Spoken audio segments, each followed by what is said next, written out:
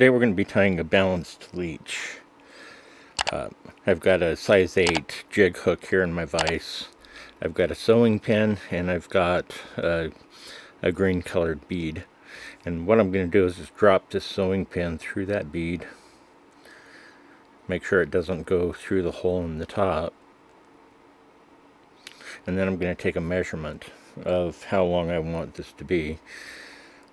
How far I want that head to kind of stick out, and I'm going to have it stick out about that far. So I know I'm going to grab some pliers, some really ugly, nasty pliers that I found. I'm just going to snip off that little bit of extra.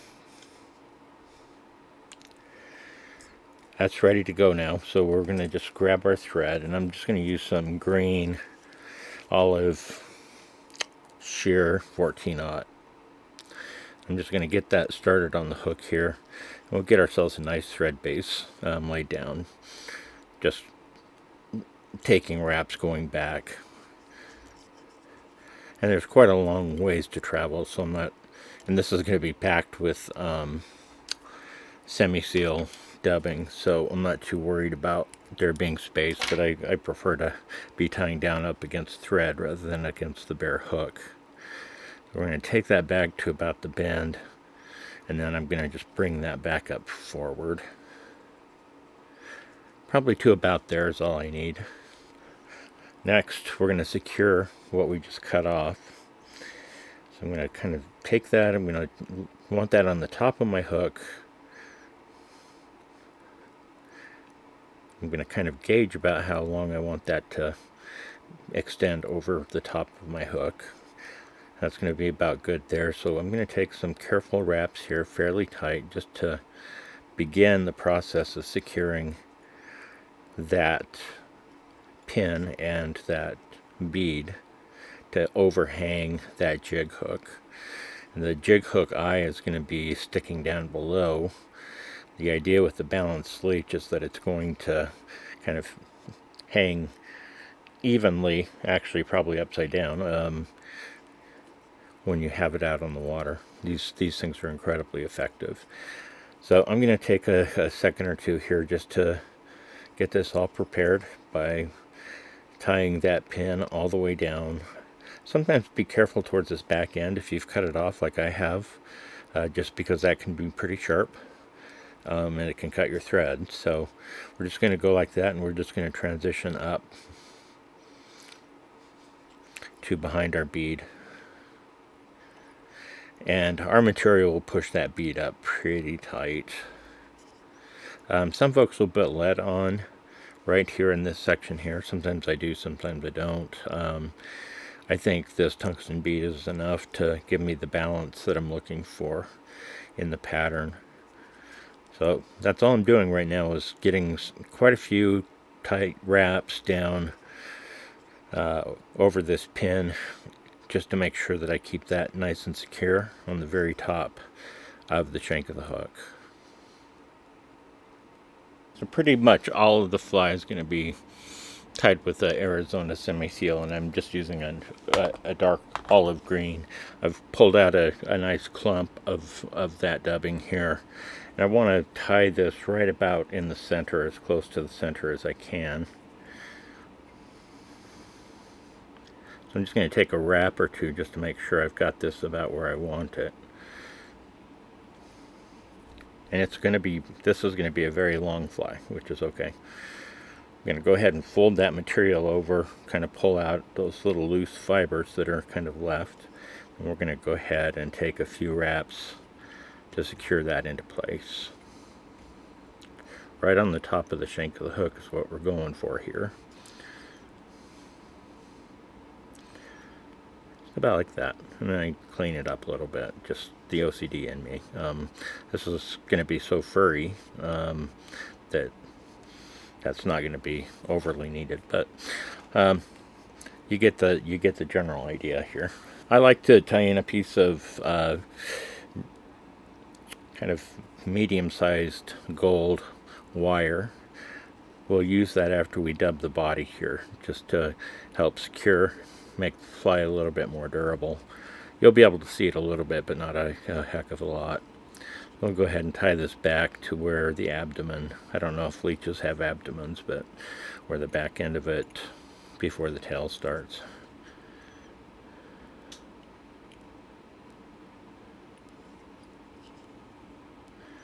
And that's going to do us just fine.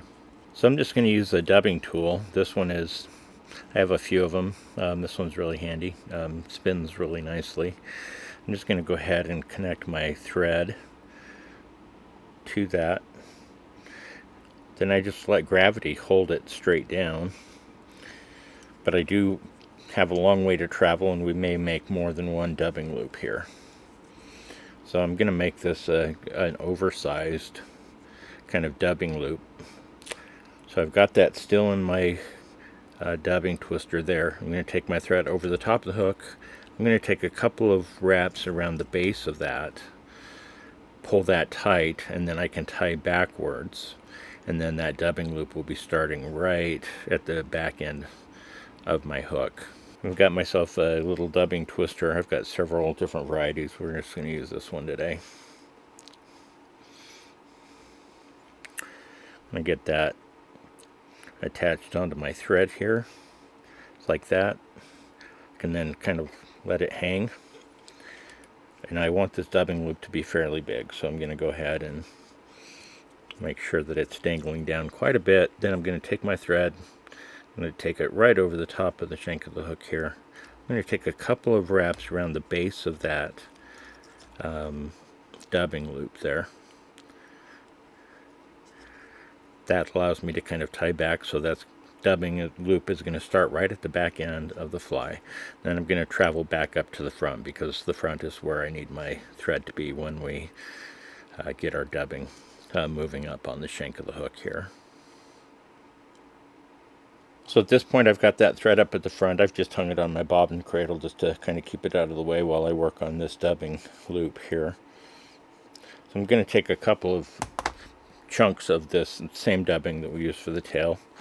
I'm going to kind of pull it apart like this. I'm not trying to break it. I'm just working more on getting fibers aligned perpendicular with one another. After I've messed around with it a little bit like that, we end up with a nice little cloud of dubbing here. And I'm going to just go ahead and insert that into my dubbing loop here. Make sure that that's clamped down pretty close to as close to the center as you can. And we're going to pluck some of this out, by the way. And then I'm going to come back for another small helping, because I still have a little bit of space on this dubbing loop. And we may go back and do 2 dubbing loops on this. So same as before, except a little bit smaller. But I've got this nice little cloud of dubbing that I'm going to insert into my dubbing loop right below the last chunk, so that they're pretty close to one continuous chunk. And once I've got those in there, I can go ahead and start spinning my dubbing twister here. And I can already, when you start spinning it like this, you'll start to see where you've got way too much. And with that fairly well twisted, I'm just going to go ahead and remove a little bit of that dubbing there. I want this to be a little very spiky, and we will brush it out a little bit. I'm just going to hold this by the very end, and I'm going to take that first wrap right around where we tied the tail in. And then I'm going to try to take as close to touching wraps as I possibly can, moving up the body. So we're not looking for any sort of a real taper here. We're wanting to keep this body pretty much the same thickness all the way through. And you'll see after we get this thing ribbed, we'll brush it out a little bit, and it's going to make it give us that kind of puffy look that we're looking for. I can already tell I'm going to run out before I get to the end, which is fine. It's a long distance to travel, and sometimes it's better to do it in a couple of passes rather than just one. If I try to stretch this too far, then what I end up doing is having this be a little bit thin as I get towards the head, and I don't want that to happen. So I'm going to keep hold of the dubbing there. I'm going to go ahead and take my thread and bring it back, just so we can tie this first portion of the dubbing loop in place. So now I'm just tying over the top of that dubbing loop. That's one of the nice features of a dubbing loop, is you can just cut it off to length that you need it. So I'm going to go ahead and snip that off right about there. I'm going to give myself a little bit of extra thread once again. I'm going to grab my dubbing twister, and we're going to attach it one more time here to our dubbing twister. Let that dangle. And just like I said before, you can cut this off to length, and so I'm not too worried about getting this exactly the right size. So just like before, we're going to go over the top of the hook. We're going to take a couple of wraps around the base of that dubbing loop, and I'm going to take a few wraps, bringing that back to where we kind of left off with the last little bit. Then we're going to bring our thread back up to the front. And once again, I'm just going to slide my bobbin cradle into place just to keep my thread out of the way. I'm thinking probably one more bunch of this dubbing is going to be sufficient to finish this off. So I've got another clump, and we're doing the same thing all over again. We're pulling it apart, putting it back together, pulling it apart, putting it back together. Sometimes I do that to break fibers. Here I'm not really breaking any of the fibers. I'm just trying to get them pretty nice and lined up. And I'm going to kind of spread it out so I have a nice wispy chunk of dubbing here. I'm going to open up my dubbing loop. I'm going to go ahead and place that in to my dubbing loop right about there. And then scoot that up. Then I can start the twisting.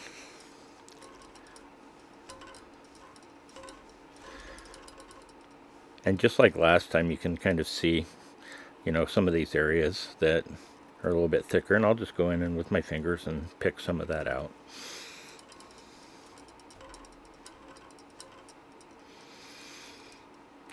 With that, we'll just go ahead and continue our travel up to behind the eye of the hook here. So don't skimp as you start getting up close to the eye. That's one thing that I often inadvertently do when I'm tying this pattern. So now we're at a point where we're going to go underneath that jig eye, but we're still taking touching wraps as we get up towards behind the eye of the hook here.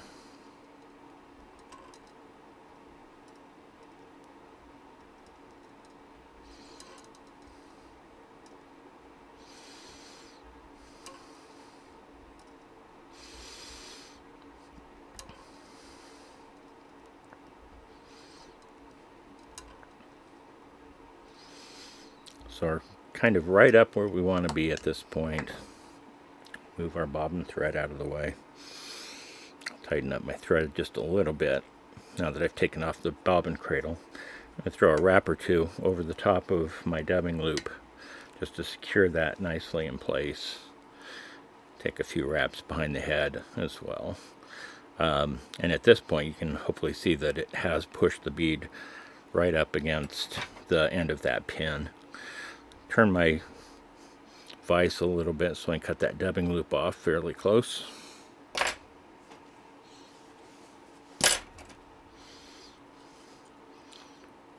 With that, I'm going to go ahead and take my wire.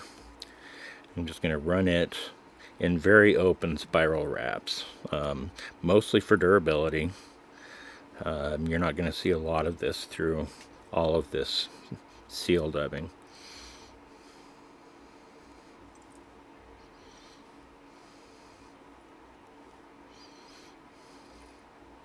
We're going to take that right up behind the eye of the hook. I'll go ahead and tie that off with a couple of thread wraps as well.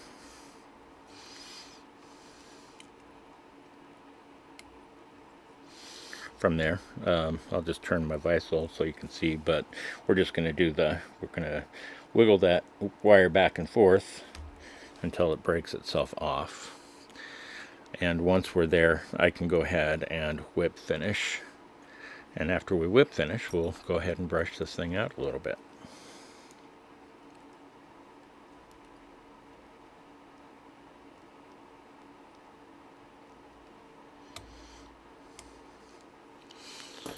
Grab our thread cutter. So this is just kind of the final stage. I've just got a little dubbing brush here. I'm just going to brush out some of that dubbing all the way around the body. And I can actually brush this pretty hard, especially since it's in a dubbing loop and because I've put the gold wire in place. So kind of all the way around the body on both sides, making sure you've got it up by the head as well.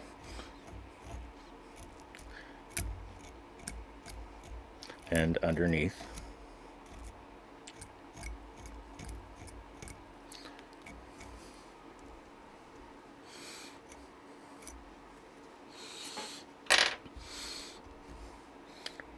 And once you have all of that done and in place, this is a killer pattern, the Balance Leech. You'll get fish on it. Just strip it slowly. Still water, you can swing it in a river, but we use it a lot out on the lake, and do incredibly well with it. So throw yourself a hook in the vise, grab yourself a few sewing pins, some pliers, and a bead, and give it a shot.